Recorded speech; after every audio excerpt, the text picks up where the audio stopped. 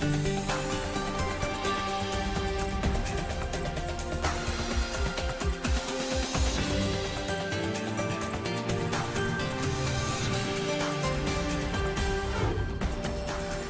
today's World Insight, global digital trade strained with rising protectionism and harmful practices. So what can the World Trade Organization do to pursue its core mission of environment-friendly, open free trade that benefits all? Deep insights at the WTO Business Forum, The Future is Now, Sustainability and Digital Imperatives, with business leaders Rosa Whitaker, the President and CEO of the Whitaker Group; José Viñals, the Group Chairman of Standard Chartered; Christian Hoffman, the Global Head of Geopolitics and International Relations at Siemens AG; and Tarek Sultan, the Vice Chairman of Agility. Trade makes the world go around, no matter where you are or what language you speak. But trade needs rules. Otherwise, there will be problems. Setting the rules, negotiating the rules, settling trade disputes according to the rules, and supporting developing countries by the rules. That's what the WTO, or World Trade Organization, does. But did you know that its top decision-making body, the Trade Ministerial Conference, only convenes once every 2 years? 2024 is the year. Abu Dhabi is the venue, and we are here to keep you informed. We all know it's complicated. Geopolitics, geoeconomics, fragmentation, all these words you'll see in every report. But we are not here just to repeat those. We are here to try to find what might be the way forward. So, Rosa, as someone who has been working with Africa, working with small and medium-sized companies, where do you think, when we talk about sustainability and the digital imperatives, where are the opportunities that we can handle from here to the bigger picture that we just talked about? I'd like to put that in just context with a personal anecdote. You know, I'm reminded today of my first ministerial, and that was in 1999 in Seattle, my first WTO ministerial. And that was when I was serving as the first Assistant U.S. Trade Representative for Africa. And I have a striking memory during that time of the anti-globalization protests that effectively brought the ministerial to a halt. And this was effectively a chaotic referendum on the perceived fairness of global trade. Now, some of this debate fostered constructive dialogue, while others seemed to just amplify the forces of division. But I see we're confronted with some of these same forces today, and at the heart of that discussion, and here we are 25 years later, the key question is, does global trade create a more economically inclusive world, or does it serve a club of affluent nations and their corporate patrons? When I remember what happened in Ministerial 3, there were two tools that we have today that we did not have then, that has the capacity to bring the world together, to have more convergence. And that's digitization, and we have a global commitment around sustainability. And from where I sit in Africa, I live in Ghana and the US, I have seen the transformative impact of digitization. And I really believe that's one of the more important things that we can achieve. And we really do have to, in creating this inclusivity, address some of the questions that African leaders and African civil societies, as I travel around the continent, they ask all the time, where is that tectonic shift that was promised by trade 25 years ago when our region was only 2% of global trade? And today, 25 years later, it's only 2.7% of global trade? And this is a legitimate question. And at the same time, with this nominal increase, world trade has increased fivefold. Now, I believe trade is neutral. It is what we make it. It can propel exclusivity or inclusivity. And I do believe that, like I said, we must really double down on digitization. That is where, across Africa, we're seeing the greatest promise. So I would just quickly say, keep digitization on the trade agenda, be bold in the ambitions. It provides Africa with an unprecedented opportunity to leapfrog, and we've seen that. We have the evidence. You're putting us the reality with the history comparison to know what we have now, rather than only thinking what we don't have now. So how can we make best use of what we have now? Thank you. Jose, go to you. On the financial sector, of course, both sustainable development and also digital imperatives are key to what you're doing right now. Can you also help us to understand from your perspective what I just asked? If we think of the many challenges that the world faces and that the global trade is facing, we can think both of cyclical challenges and structural challenges. Cyclical challenges which have to do with a complex economic situation, with the conflicts that we know exist in certain parts of the world. When you talk about geopolitics, you immediately think of the United States-China sort of relationship and the tensions there. You think of the conflicts in Ukraine, of the conflict in the Middle East, of the impact that this is having on the cost of shipping and moving goods around the world. And that is what we have now cyclically affecting the world. But we also have other things thrown into the mix of the structural challenges. One has to do with climate change. We are having climate affecting parts of the world which are heavily reliant on agriculture. Yeah. And again, this is something which is having an impact on trade patterns, and some countries taking action, for example, to prohibit the exports of certain agricultural products because they feel they should first supply the domestic market and then think about the rest of the world.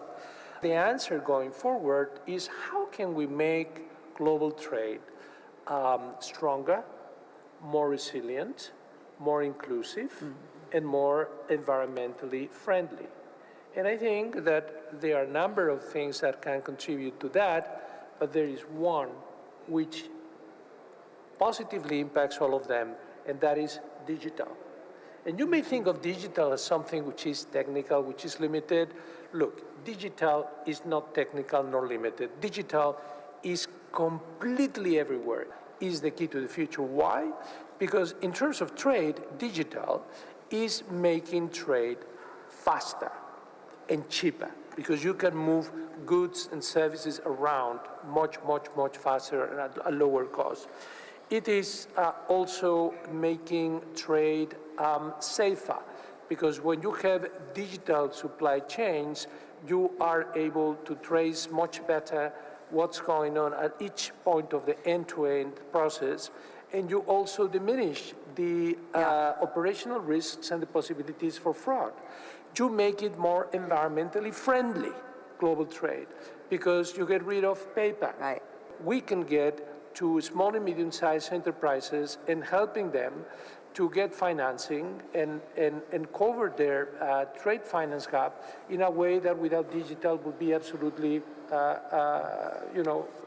impossible. So again, digital is helping the inclusiveness of trade. So because of all of that, I think that digital is the key to a stronger, more sustainable, and inclusive trade going forward. Thank you for this big picture that you have painted for us about the two important elements in this discussion, digital imperative and sustainability. Now, to you, Christian. Yeah. I know you are having a lot of issues on mind, the specific ones. For example, when we talk about digitalization, there are a lot of issues that are coming up with the latest technologies that is not on the trade agenda yet, but soon it will be, hopefully. So how do you see the fast development of digitalization and the imperatives as a result it could create with the sustainability that every one of us subscribe to? Coming to your question, I think, well, for us, Siemens, we are having a strong focus on the important mega trends of the future, and digitalization is one of them. We have other elements of rising urbanization, climate change, also demographic change, and what we say glocalization as well, as in a way that we are looking as well how global value chains are becoming also more resilient locally as well.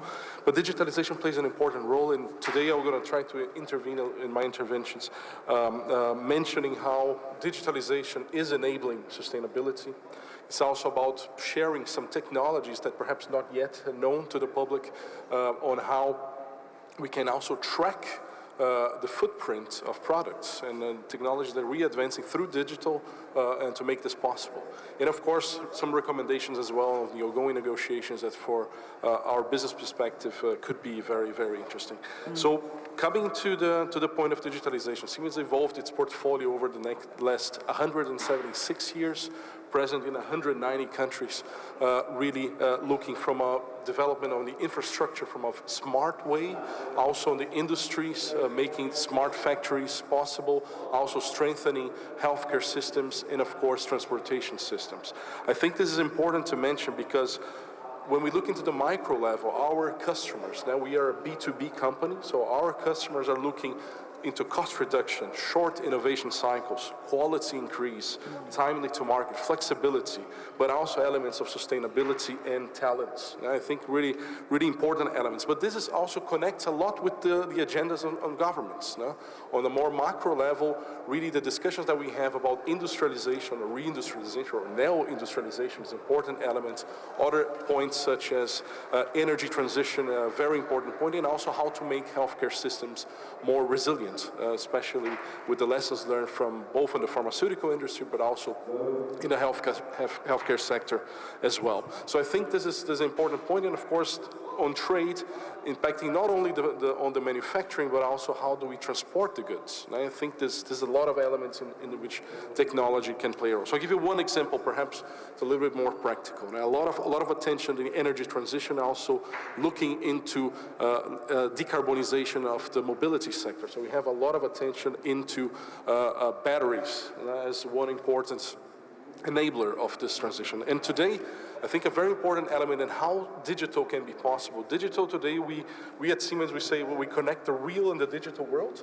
And this is about simulating a product before it's produced. So from a very, making it, let's say, the most perfect manner on how you can make resources being used efficiently and make it possible for our, let's say, customers to implement something that they are also competitive in global markets. But also with all this digitalization of the product and how the process will be done, we're already thinking ahead how we're going to recycle this battery. How are we making this circularity possible? So these are important elements as well, and how digital and sustainability can connect throughout the whole value chain. And this, of course, connects with a lot of other elements on how cities are making more livable. We have very good examples here. Blueprint of Smart Cities in EU and UAE, both in Expo, which is managed on an IoT system that we provided, but also Masdar City, which are engaged for over a decade already as well. So I think those are important elements which can contribute both to reduction of consumption, be it in water systems as well. Sometimes solutions can reduce 50% of water consumption, also energy consumption. But how this is impossible? I think the main element is the technologies provided are enabling micro, small, medium enterprises to prosper, to make them really connected to ports, really to be more agile. And this is really an important element because the access to these technologies can be expensive, and also you need to train, you need to make possible on the financing side. So here's the importance element, and I think it's sometimes, even for the businesses, a little bit more difficult to explain what a moratorium means and what would it mean more. And I think the importance that we bring here is really the extension of the moratorium is really important for business, so we really urge for negotiators really to drive further negotiations that we can extend, and of course avoid that this becomes a setback and of course additional duties. This will definitely have a lot of impact, which will at a later stage, looking in a holistic perspective, impacting on the targets that we have in sustainability. Appreciate it.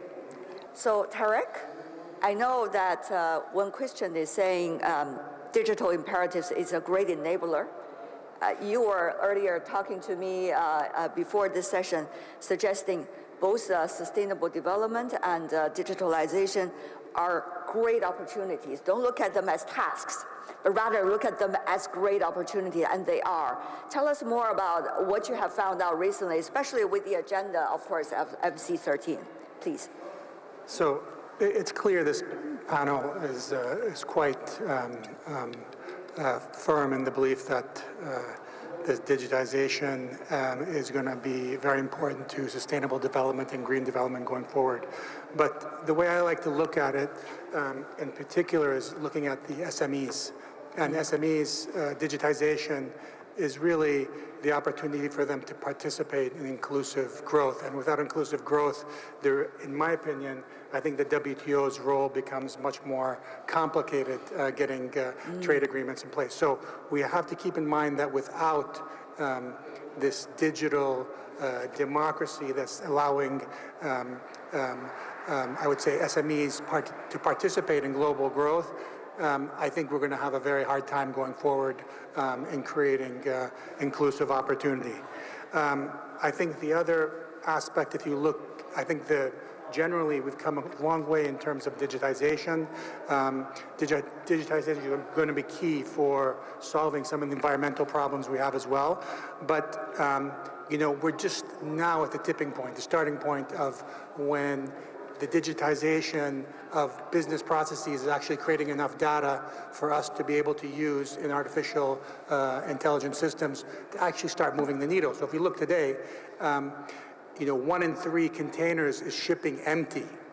That's pretty shocking statistic. And if you know, we're talking about trying to move the needle forward in the environment, you know, it seems to me that the first order of magnitude is to fill up those containers. Now we've done the digitization, we've gotten inclusive growth, we now have to address the environment. I think that's going to come from developing more and more artificial intelligence systems into the way that we do everything, so that these sort of opportunities are taken into consideration in our broader planning and our broader decision making. So just in summary, I think I agree with the panel. Without digital constructs, we're not going to have inclusive growth, and we're not going to be able to solve some of the environmental problems, and we're not going to be successful in getting our next round of trade agreements done. The latest discussion about artificial intelligence, if I could go a little bit more specific, because we have a lot of general questions already, is we do not know what's going to happen in 1 year, not to mention 5 or 10 years. But trade policies and trade negotiations need to have a forward-looking nature. Otherwise, we're going to have problem every half year. The policymakers today will not be able yet to catch up with all the latest technologies and know the natures of it, and know what would be the best for the general public and common ground. Will the business community be genuine enough to provide information and also provide suggestions? I want to have your opinions on this. I believe a lot is being done exactly as we speak. I mean, this dialogue, this platform, and also the engagements that we have is really, really, really important. From our side, I mean, especially the attention of this panel looking at how digital connects with sustainability, for us, sustainability starts with data. And I think that's an important element here to show, and also another element to bring across. We have several challenges ahead to tackle the challenge of climate change. And one of the angles that we look from a trade perspective, but also from our value chain, is that, well, supply chains, especially products within the supply chain, may have up to 90% of product environmental footprint, over 90%. Yeah. How do we measure that? Yeah? How do we can track that carbon footprint? And I think this was one of the elements on how you connect also the ingenuity and also elements of innovation to bring solutions to that. So a great part is also how the business can contribute to bringing solutions. And one example that we created a decarbonization platform called Green. And Green is really about tracking the carbon footprint from our own operations, but also from our suppliers. I think in the past, the focus was very much on the stakeholders that represent the key stakeholders for the WTO and the way that they communicated their plans and their futures. And I think going forward, we have to spend more attention on impacting the invisible stakeholder. And the invisible stakeholder is really the consumer, it's the constituent that the politicians at the end of the day have to go back to get trade agreements approved. And I think the way to do that, obviously, is by focusing on digital inclusivity. I think that's one of the things that kept us, it caused us some problems earlier on, by focusing on the environment. The environment was not previously part of the WTO. It became an important part of the equation now. So I think the best way to communicate is to actually engage in a broader communication than just the stakeholders here at the WTO. We have to actually go to individuals and citizens around the world with messages that resonate with them. As we talk about digitization right now, there's a really credible study by the GSMA that Africa's GDP could double if AI is applied appropriately. I live in Ghana, and with a 1.5% levy on electronic transfers, we saw the results. Financial inclusion contracted. People started using cash again. And the government's pre-tax on that particular outweighed their pre-tax was higher than revenues was higher than what it was after they imposed the tax. And the part of the financial transfers, each financial transfers that they did not tax grew by 61% while people went back to cash. It didn't work. I believe that businesses could have helped us to just give these practical examples. We need to go back to the college campuses. We have some of the most intelligent people, the most intelligent generation that I've seen on college campus today. And they have, a lot of them are misinformed. And we need to just tell them, we need to really tell them, and I'll close with this, how digitization is enabling sustainability. Because if there was ever a generation that was so pro the environment, it is this generation on college campuses. And when we look at what is it doing for the least developed countries, I'm looking at a new technology now, fairly new, that's enabling the measurement of carbon capture in soil. And all the information that says, well, soil is more consequential than forests in capturing carbons. And we have technology that can measure that. Right. Well, can you imagine what that would do for Africa with 60% of the world's arable land? And I do like your idea, Jose, of these thematic centers of excellence. When we say there is a tremendous opportunity, Jose, I know you're looking at it.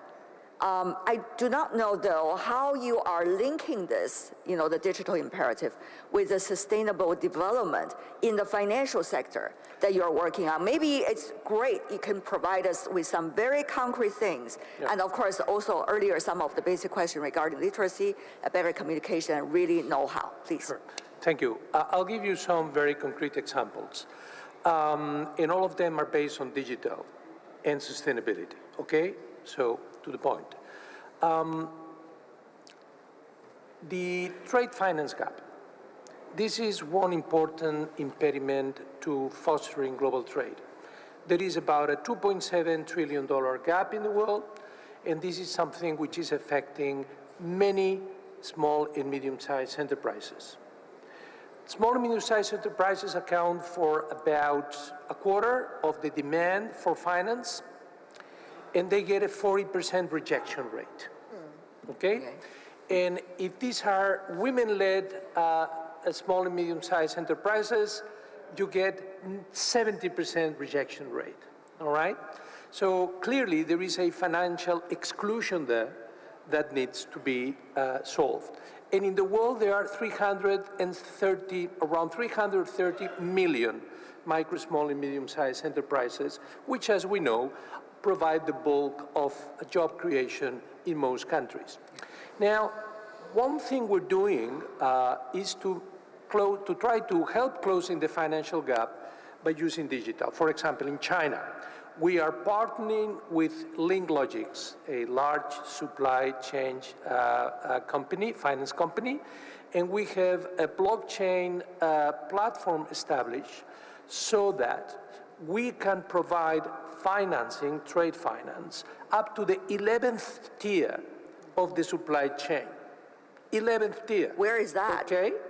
And that is done through the combination of digital and using the credit rating of the top supplier to our main client, and then through a digital system, this rating comes down up to the 11th sort of tier, so that we can get to the small firms, not just to the big firms. Now, this is great.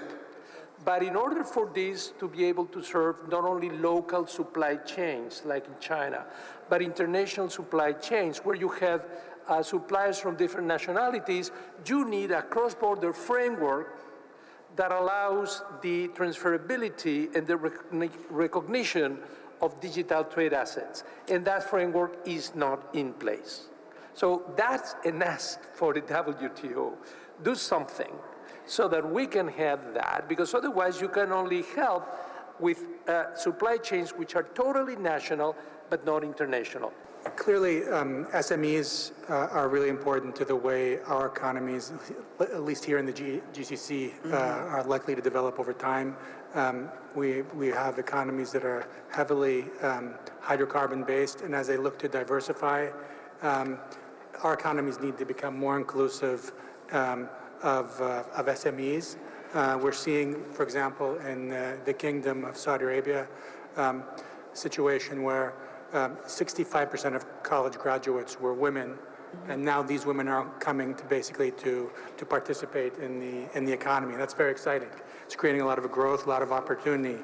But one thing that is, I think, essential to recognize about SMEs is that on the one hand, they definitely want to participate in global trade, and both within the region and outside, but they're more sensitive to this sort of constraints and the issues that they might face in cross-border trade. So SMEs have a much harder time navigating the complexities of global trade than larger companies do. Yeah. That's why it's so important to actually bring down the trade barriers, because as you bring down trade barriers, you reduce customs duties, you make it easier, you're getting a real bonus for SMEs to participate in the economy. In fact, you know, there's some research out there that suggests that 9 out of every 10 new jobs is coming from the SMEs. So we might as well focus in our part of the world and also globally on what it's going to take to actually make it easier for them. And the answer comes back to digitization, comes back to actually reducing tariffs and making the rules much easier for them to participate. So I guess on that note, Tarek just provided me with a great tool, and I'm going to use that. So thank you so much for everyone's input and insights. The second session comes to a conclusion. Thank you, everyone.